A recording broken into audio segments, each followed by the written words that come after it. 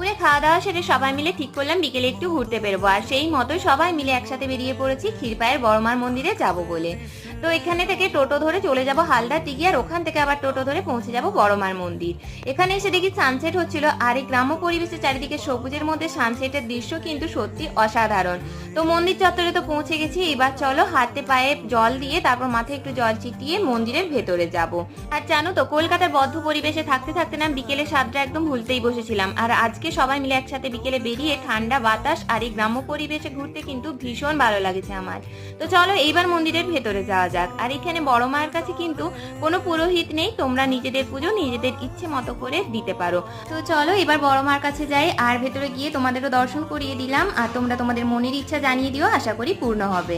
তো এখানে বড় মা ছোট মা সকলেই রয়েছেন। তো একটা শর্ট ভিডিওতে তো সমস্ত কিছু দেখানো সম্ভব নয়, তাই বড় ভিডিও নিয়ে খুব তাড়াতাড়ি আসছি, তাই প্লিজ সাবস্ক্রাইব করে পাশে থেকো। চলো টাটা।